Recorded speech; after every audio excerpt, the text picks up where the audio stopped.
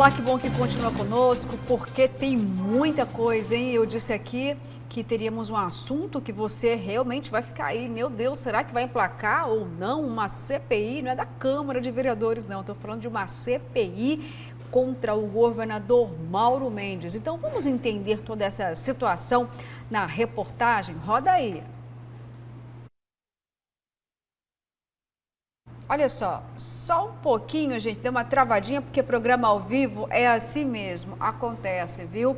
Mas olha só, estávamos falando aqui sobre o prefeito Emanuel Pinheiro, também, que acabou de cobrar a ida, né? Já convocou o prefeito por conta própria, o secretário da Casa Civil, Mauro Carvalho, na CPI do Senado, e também aqui tem um pedido de CPI contra o governador Mauro Mendes. Agora sim, roda aí a reportagem. Com a aprovação pelos deputados do projeto de lei que trata da isenção da contribuição para a Previdência por parte de aposentados e pensionistas, que garantiu a isenção de quem recebe até 3 salários mínimos, ou seja, pouco mais de R$ 3.300, e desconto de 14% para quem recebe até R$ 9.000, agora a polêmica aqui na Assembleia Legislativa promete ser outra. Uma comissão parlamentar de inquérito quer investigar as ações do governo de Mato Grosso durante a pandemia da Covid-19. A ideia foi encabeçada pelo deputado Lúdio Cabral, do PT, que pretende colher 23 assinaturas dos demais deputados para protocolar pedido na Assembleia Legislativa. Segundo Lúdio Cabral, o pedido tem justificativa, já que o número de mortes no estado em decorrência da doença deixa Mato Grosso em primeiro lugar no país em mortalidade por Covid-19. Só que os demais colegas parlamentares não viram a necessidade de instalação da comissão, porque a CPI da Covid no Senado já vai investigar estados e municípios. Alguns deputados já se manifestaram contra, como Allan Kardec, Eduardo Botelho e Eliseu Nascimento, por exemplo. O deputado Ulisses Moraes disse que a sua equipe também estuda a possibilidade de apresentar uma CPI para investigar o sistema de vacinação no estado. Com imagens de Nilton de Oliveira e apoio técnico de Assis, Sêmia Mauad para a Notícia de Frente. Bom, professor Haroldo, vou começar pelo senhor nesse momento aí. A CPI que pode ser instaurada, não sei se vai ter condições de emplacar por conta do fato de que o governador tem uma base gigantesca na casa, mas descontentamento, reflete aí descontentamento de alguns parlamentares. Aí eu pergunto, será que é apenas politicagem ou não? Até porque a bronca aí em relação ao que foi aprovado pela Previdência, porque emendas, né, não foram aprovadas, inúmeras emendas de Lúdio Cabral que queriam que todos aqueles servidores com doenças incapacitantes, aposentados, tivessem isenção de 14%. Tá? E também ele queria outras isenções, aí ele não conseguiu emplacar e aí levanta o discurso de CPI. Eu acho interessante, a Luciana já pergunta e já dá praticamente 95% da resposta. Eu acho interessante, é bem isso mesmo. Eu acho que é pura politicagem, eu acho que é palanque. Mas eu ponho ou não, eu ponho o contraditório também, né? Ou não. Eu acho que é pura politicagem, puro palanque para 2022, completamente desnecessária a essa altura do campeonato. Considerando que já se tem uma CPI da Covid, né? Apesar dessa CPI ter, infelizmente, alguns atores, né, que não condizem com a questão de uma postura moral, de um lastro moral, ético, né, bom para que realmente pudessem apontar verdades, né? E eu acho que esses deputados estão sendo oportunistas, né, e, de certa forma, tentando criar algo para que possam se projetar para 2022. Não vejo absolutamente nem...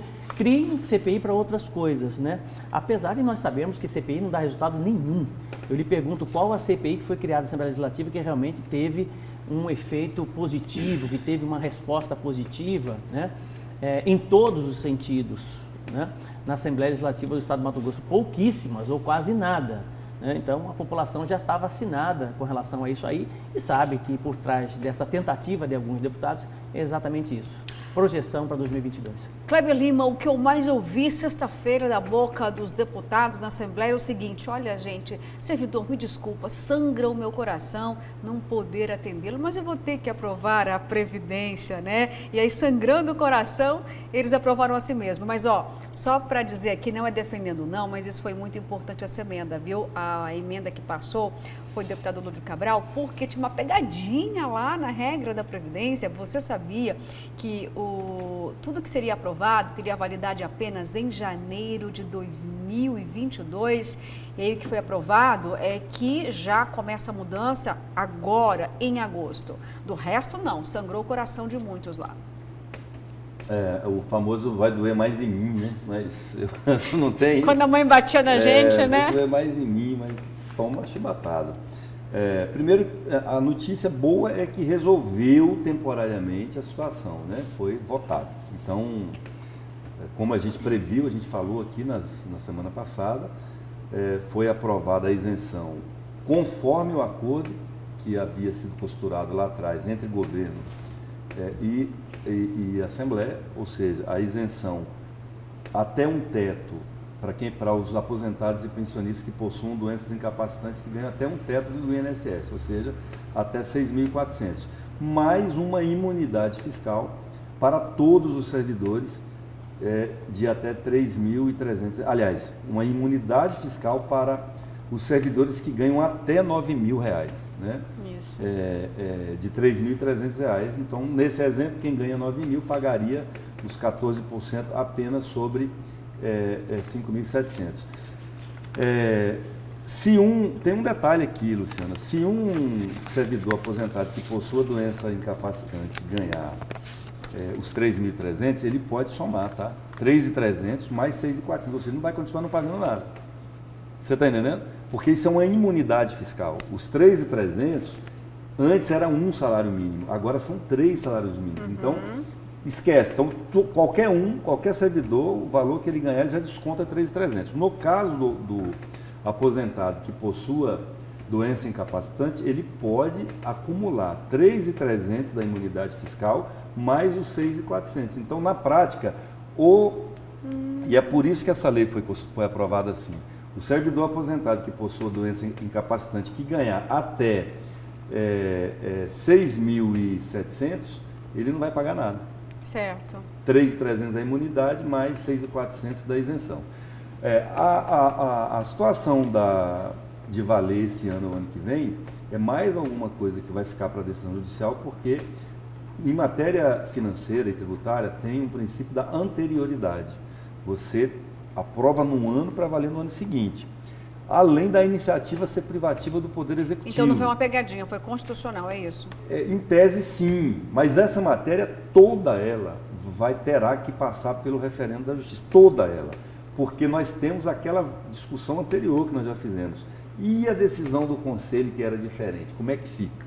Vai parar lá em cima, né? Então, assim, tem essa dúvida. Se a decisão do Conselho não foi obedecida, se valeu essa lei. Então, se algum servidor, algum sindicato, eu não sei se o servidor como indivíduo, mas se ele tem legitimidade, mas se algum sindicato, e esse tem, ingressar na Justiça questionando isso, muito provavelmente isso está sujeito a sofrer alguma alteração, além desse provável vício de iniciativa, né, eventual vício de iniciativa, porque não foi o governo que mandou, foi a Assembleia que propôs, quando matéria tributária e financeira deveria partir do governo. E está resolvido, mas ainda não está batido o martelo. A gente vai precisar aguardar, o governador provavelmente sancione, né? Uhum. Mas se alguém questionar, nós poderemos ter surpresa. Posso puxar um debate importante, inclusive na própria fala do Kleber? Fique à vontade. Acho que foi no bloco passado, Kleber. Você lembra que você falou sobre a questão do caso Watergate? Pois é, aí você falou que lá os americanos, o Supremo decide, são mais rígidos, conservadores, é bem isso mesmo, né?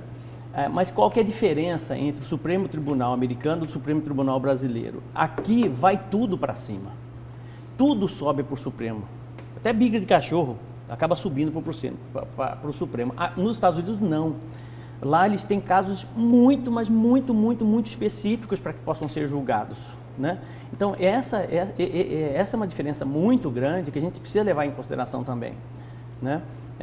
felizmente ou infelizmente, o nosso país acaba por ter muitos recursos, primeira instância, segunda instância, aquela história toda, né? Embargos de declaração, né? Todo esse juridiquês que nós conhecemos, né? Todas as apelações que nós conhecemos, né? Isso alimenta a impunidade e acaba parando no Supremo Tribunal Federal lá em cima. Nos Estados Unidos é muito diferente, eles resolvem lá embaixo tudo muito rapidamente.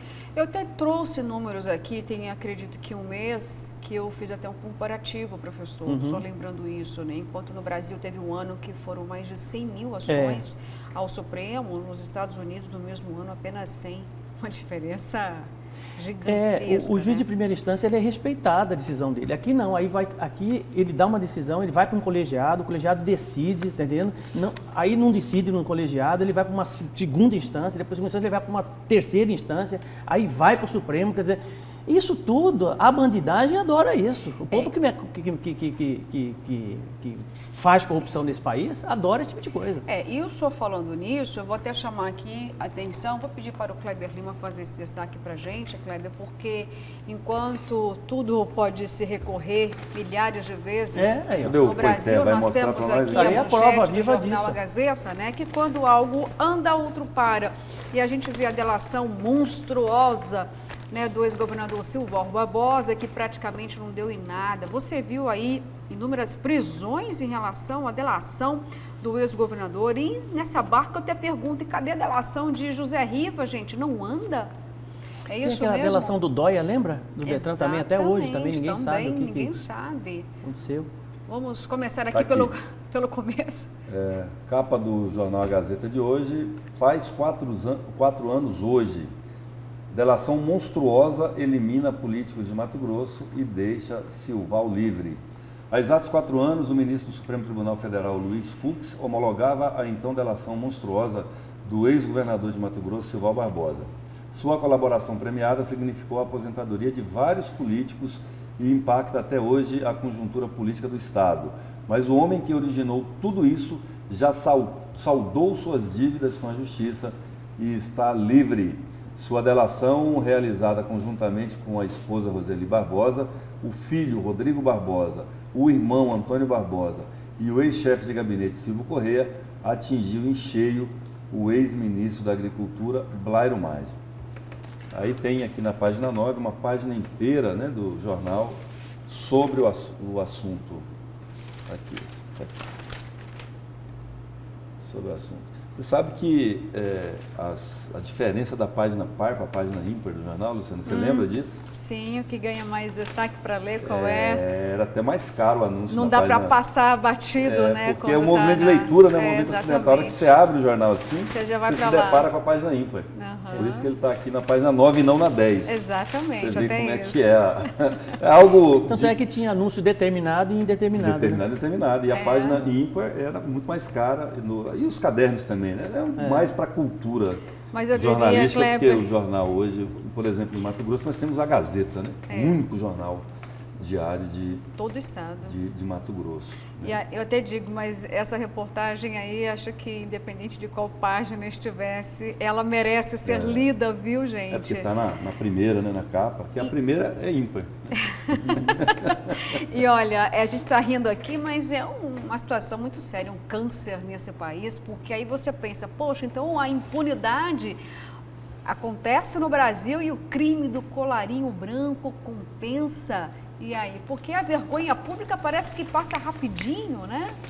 Será que o crime realmente compensa ou vale a pena ser honesto num país com tanta corrupção? Né? Quer dizer, então, tudo é uma questão de princípios e valores, né? Mas o que me chama a atenção, principalmente nesse caso do Silvio Barbosa, é que eu tenho convicção disso, pelo menos nos Estados Unidos, em todos os estados ele estaria preso ainda, né? Por conta exatamente de tudo que desviou. Em outros países desenvolvidos da Europa, por exemplo, por muito menos o sujeito vai preso. No Oriente, por exemplo, o cara quando passa uma vergonha alheia, uma vergonha dessa, né, perante a sociedade por conta de corrupção, ele acaba até cometendo, tirando a própria vida, né? Por vergonha dos seus familiares, por vergonha das pessoas nas ruas, né? Aqui não. Aqui, pelo contrário, né? Aqui ele desfila muito com uma tornozeleira eletrônica, comprando vinho importado, frequentando os melhores estabelecimentos da cidade, andando com carro importado e sendo proprietário de um dos maiores grupos de comunicação do estado do Mato Grosso. É algo simplesmente que é um tapa na cara do trabalhador que tenta ser honesto, né? Porque a honestidade é um comportamento, uma qualidade de comportamento, ninguém nasce honesto. Tem que treinar todos os dias, ninguém nasce ético, ninguém nasce com um poço de moralidade, não, isso é um exercício diário, né, para não ser seduzido aos vícios da humanidade, né? E infelizmente a impunidade no país alimenta não só casos como esse, como inúmeros outros casos que nós conhecemos aqui no estado do Mato Grosso, levando em consideração o número de operações policiais da Polícia Federal que nós conhecemos aqui. Quer dizer, então é simplesmente lamentável. Bom, gente, vamos agora então chamar ao vivo o nosso repórter João Fernandes mais uma vez para que ele possa nos atualizar sobre os números da Covid-19 aqui em Mato Grosso. João, estou torcendo aqui para que os seus números sejam positivos, com menos internações, um número bem menor de mortes, não queria que tivesse nenhuma, mas vamos lá, estou torcendo aqui, João, traga os números para a gente.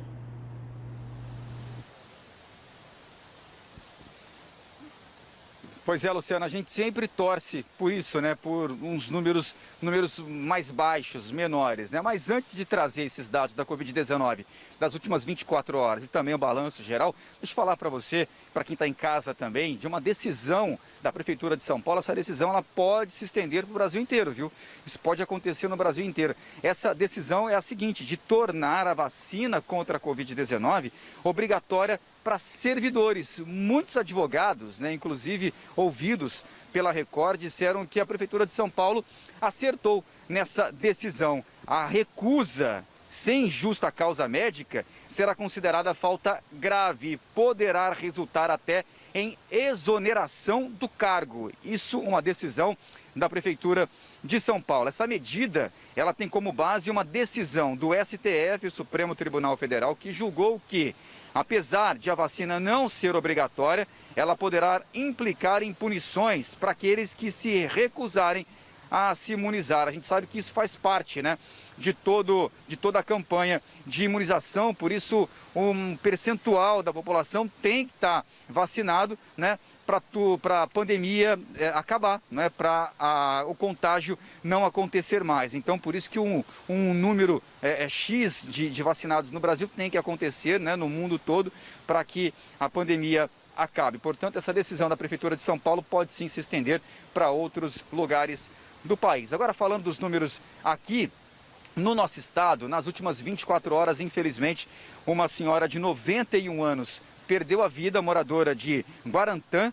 Ela perdeu a vida e outras 14 pessoas também não resistiram a complicações do coronavírus e também morreram, isso nas últimas 24 horas. Nesse mesmo período de um dia, quase 500 pessoas, mais 500 pessoas, na verdade, né, nas últimas 24 horas, contraíram o coronavírus aqui no nosso estado. E por falar no nosso estado, agora sim, os números completos da Covid-19 aqui em Mato Grosso, você acompanha agora na tela esses números totais que a gente traz para você todas as manhãs aqui no A Notícia de Frente.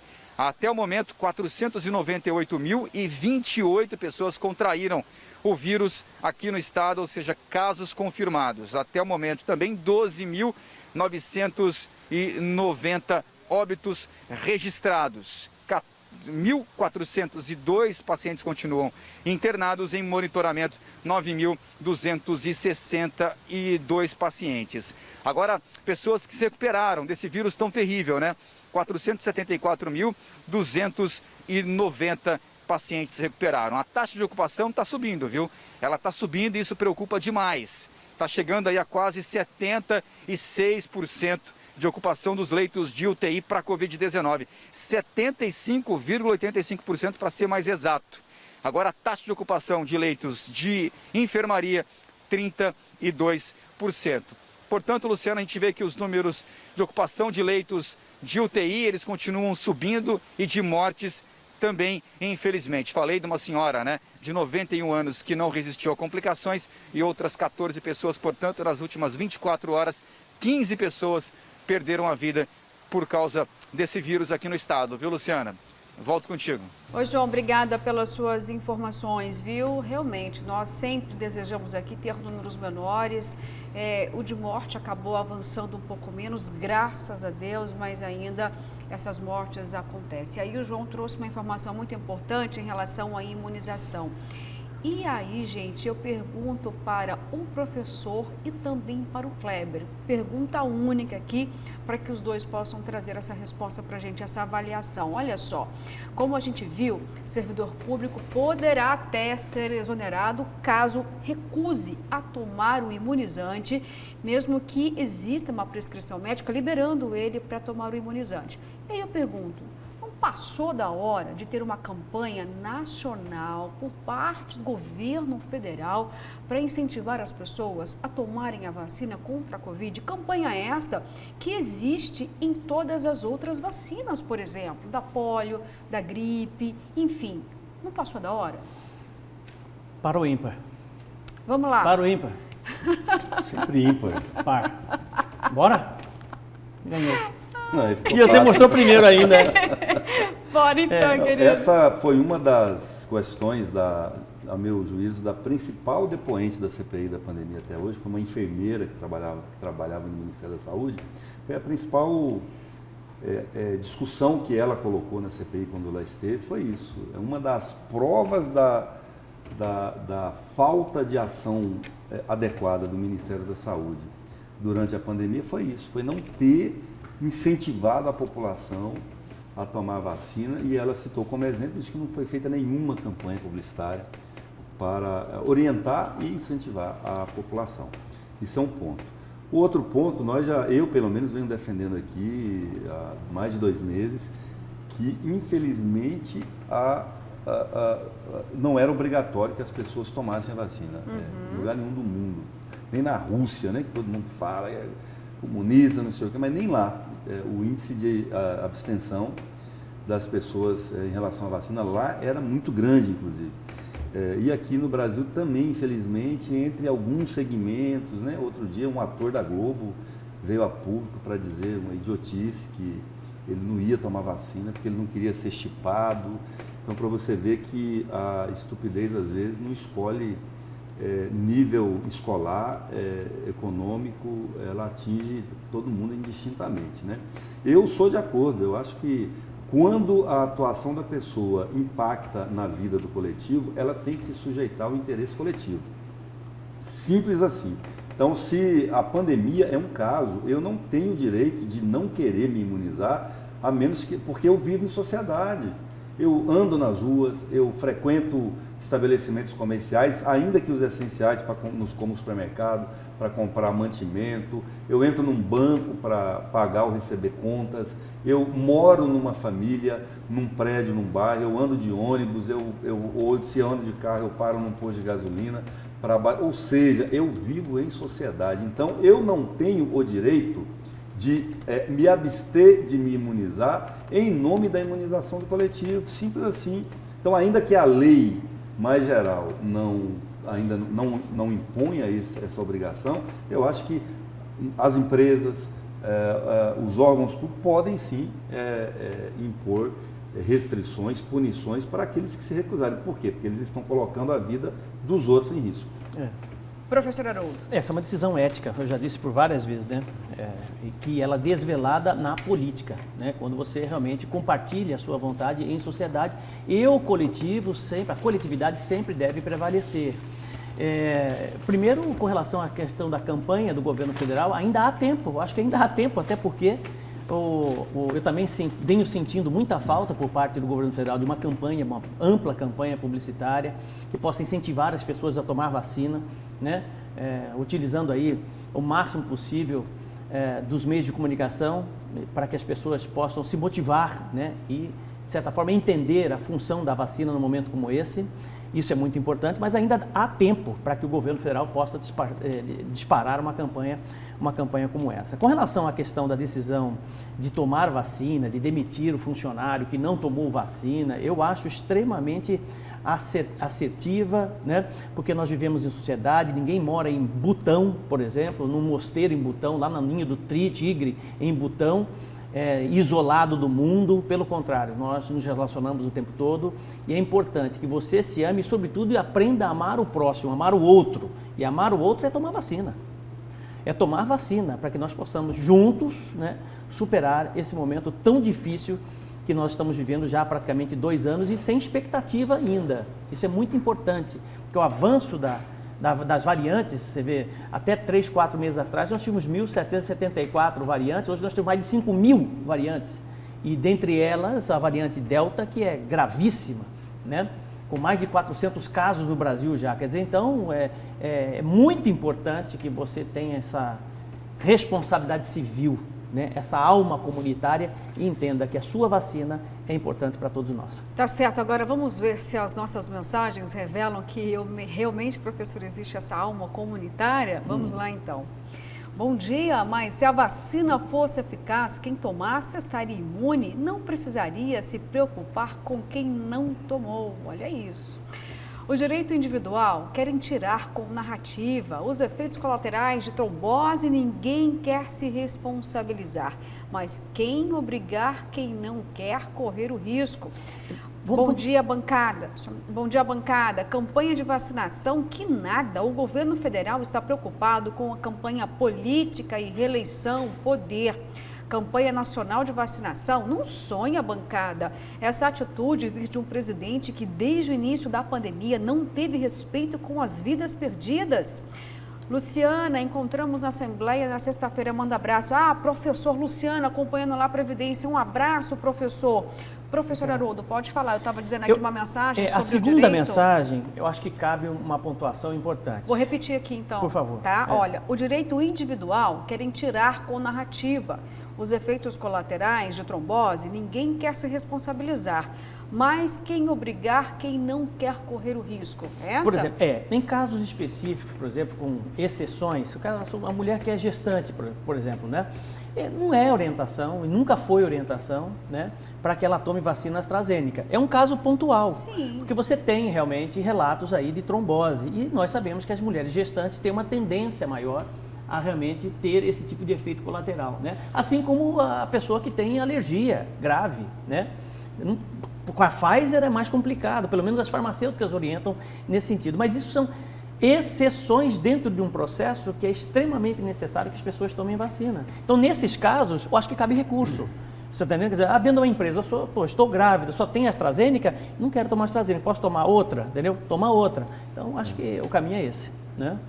Porque talvez o telespectador não tenha visto a matéria, né? A informação o governo de São Paulo está punindo aqueles que se recusam a tomar a vacina sem justificativa médica. Exato. Quem tem justificativa médica não tem problema. Está liberado. O direito então, será essas preservado. exceções todas, Estão se aí. forem médicas, estão previstas. Isso aí. E aí, já que houve um comentário sobre essa, eu gostaria até de comentar que não sou cientista, mas a gente recebeu aqui uma mensagem, eu vou repetir que foi a primeira. Olha, mas se a vacina fosse eficaz, quem tomasse estaria imune, não precisaria se preocupar com quem não tomou. Olha, não sou cientista, mas de tudo que nós estamos aqui vendo em relação à Covid, a pandemia, ela é um grande desafio. E o risco está em quem não tomar, sabe por quê? Novas variantes podem surgir. Então, se você tomar a vacina, existe aí um impacto muito menor em relação à possibilidade de novas variantes. Então, é pensar na coletividade. Não, e tem outra, né, Luciana? E a pessoa que não tomou pode se contaminar com outra que também não tomou. Exatamente. Então, assim, se muitas pessoas não tomam, você vai ter muitas pessoas não imunizadas, colocando riscos umas às outras, né? Eu só vou acrescentar uma informação aqui que eu falei, eu não lembrava o nome, é a Franciele Fantinato, enfermeira, ela foi coordenadora do Programa Nacional de Imunização. Ela que fez essa crítica muito bem colocada lá na CPI, né? Exatamente. De que falta orientação na propaganda do governo sobre a pandemia no geral. Né? O incentivo à campanha de imunização, né? O E governo outras deu orientações, aval, né? né? Claro, com Sobre certeza. É uma pandemia, todos nós... Isolamento, higienização, tudo isso era necessário fazer mais, né? Exatamente. Como a gente faz, toda a dengue, já está incorporado no calendário dos órgãos, das prefeituras em especial, do Brasil inteiro, que em determinado período do ano tem que fazer a campanha da dengue. Limpa de quintal, elimina recipiente que acumula água, não sei o quê, até você eliminar a doença. É assim que tem que ser. É um mutirão mesmo de todo mundo para combater o vírusinho, como Olha, tem a campanha de Zé Gotinha, de pólio, e fica no lucro, porque eu, quando tomava vacina quando era criança, era uma arma que... É uma pistola. Uma pistola que vinha, você já ficava morrendo de medo, né? Criança puxando, tem uns memes circulando aí que era assim, né? Hoje é uma agulhinha de nada. Quer ver, peguemos como exemplo a própria motociata, que nós começamos o programa falando sobre ela, né? A motociata, se tivesse mais ciência e menos política, seria ideal. Você está entendendo? Justamente para forçar as pessoas, forçar não cabe bem essa palavra, né? Mas incentivar as pessoas a realmente tomar vacina, né? Reunir milhares de pessoas e fazer com que as pessoas tomem vacina, utilizem máscara, né? E mantenham as medidas de biossegurança, seria o ideal. Perfeito, senhor. Olha só, eu vou precisar chamar um intervalo, mas antes eu faço questão de ler uma mensagem aqui, tá? Olha só. Bom dia. Vejo muitos canais de TV e rádio em Cuiabá e nacionalmente falando a imposição de culpas sobre as mortes pela Covid ao presidente da República. Desespero total em derrubá-lo. Então, começando por Cuiabá, ontem chegando da minha chácara, passei pelo bairro Dr. Fábio. É inacreditável, tinha mais de 2.000 pessoas nos bares e clubes de dança, sem máscaras, o estado no vermelho diante de tantas mortes e números de infectados crescendo. Daí, cadê o prefeito? Brigando com o governador? E a culpa das festas e a culpa das mortes seria do próprio morador que vai para a festa? Do prefeito que só fica brigando com o governador, do governador que só fica brigando com o prefeito ou do Bolsonaro? Jorge da Morada do Ouro. Para a gente encerrar esse assunto aqui... Eu gostaria de comentar isso que ele fala. Pode falar. falar. É o seguinte, quem mais incentivou as pessoas a não ficarem em casa foi quem? Pois é. Aliás, que culpa a briga com o Supremo, uma delas é essa. Responsabiliza o Supremo por não ter tido a oportunidade, o comando da pandemia, exatamente porque o Supremo autorizou os governadores e os prefeitos a tomarem medidas restritivas no ano passado. Então, assim, quem mais incentivou as pessoas a não fazer isolamento foi o presidente. Assim, esse é um dos motivos, né? Mas ele tem razão quando cobra a responsabilidade cidadã de cada pessoa. É até aquilo que a gente diz aqui. Todos nós temos uma parcela de culpa em relação à pandemia. Todos nós. Nós nos protegemos, mas Jorge, nós né, também, do Morada do Ouro, né? exatamente. E tem mais um detalhe, né, Jorge? Assim, não é todo mundo que tem uma chácara para ir no fim de semana. Então, nos bairros pobres, a pessoa vai para o boteco, para o campo de futebol. Infelizmente, é a realidade do nosso país. E aí o que reforça a necessidade dessa campanha, até porque se houvesse uma campanha, até mesmo a intolerância em relação ao uso da máscara poderia ter sido diminuída, até porque, gente, pessoas morreram em brigas, em desentendimentos, justamente por conta da máscara. Olha desculpa, mas eu acho isso interessante. Agora, todo mundo aqui já foi a bares, né? Eu frequentei bares durante muito tempo da minha vida, graças a Deus eu não vou mais hoje, não bebo mais, né? Mas você já viu bêbado respeitar distanciamento? Bêbado gosta de falar assim, colado, tete a tete, cuspindo na cara do outro. Então, e como é que ele vai usar máscara e beber? Toda hora ele tira a máscara, bebe. Eu vi uns memes que os caras botavam assim, um canudinho não. Tem zíper, tem zíper assim. Mas isso é meme, porque na prática o cara joga fora, o bêbado esquece que dá e já abraça, me dá um abraço aqui e tal, e acabou, né? Tá certo, gente. Eu preciso chamar o comercial, mas daqui a pouquinho tem muito mais, hein? Continue conosco.